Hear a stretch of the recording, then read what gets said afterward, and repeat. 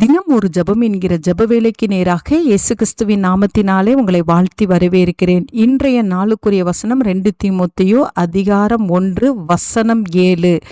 தேவன் நமக்கு பயமுள்ள ஆவியை கொடாமல் பலமும் அன்பும் தெளிந்த புத்தியுமுள்ள ஆவியையே கொடுத்திருக்கிறார். நாம் யாவரும் கண்களை மூடி தேவனை நோக்கி ஜெபிப்போம். எங்களை நேசிக்கிறதான நல்ல தகப்பனே, இந்த நாளுக்காக ஸ்தோத்திரம். கர்த்தர் கொடுத்த ஜீவனுள்ள வார்த்தைக்காக நன்றி. ஆமாண்டவரே, தேவன் எங்களுக்கு பயமுள்ள ஆவியை கொடுக்கவில்லை, அதற்காக ஸ்தோத்திரம். இந்த நாளில் என்னோடு கூட சேர்ந்து ஜெபிக்கிற உடைய பிள்ளைகளுக்குள்ளே எந்த ஒரு பயமும் காணப்படக்கூடாது சுவாமி. அந்த பயத்தை நீர் கொடுக்கிறவர் அல்ல ஆண்டவரே. இன்றைக்கு ஆண்டவரே, உடைய பிள்ளைகளுக்குள்ளே ஏதாவது காரியத்தை குறித்து பயங்கள் இருக்குமானால், குடும்பத்தை குறித்து ஆண்டவரே, எதிர்காலத்தை குறித்து ஆண்டவரே பயங்கள் இருக்குமானால், இந்த ஜெப வேளையில உம்முடைய பிள்ளைகளை விட்டு அகன்று போகும்படியாய் ஜெபிக்கிறேன் சுவாமி.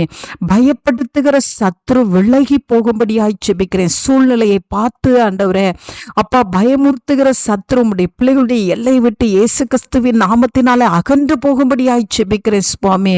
ஆண்டவரே, உம்மை நன்றியோடு உம்மை துதிக்கிறோம். என்ன காரியத்திலே ஆண்டவரே உம்முடைய பிள்ளைகள் கலக்கத்தோடு பயத்தோடு காணப்படுகிறார்களோ, பயப்படாதே என்று சொல்லி ஆண்டவரே வேதாகமத்திலே 365 தடவை நீங்க சொல்லி இருக்கிறீங்க சுவாமி. ஒவ்வொரு நாளும் உடைய பிள்ளைகளை பார்த்து நீங்க பயப்படாதே என்று சொல்லுகிறீங்க ஆண்டவரே.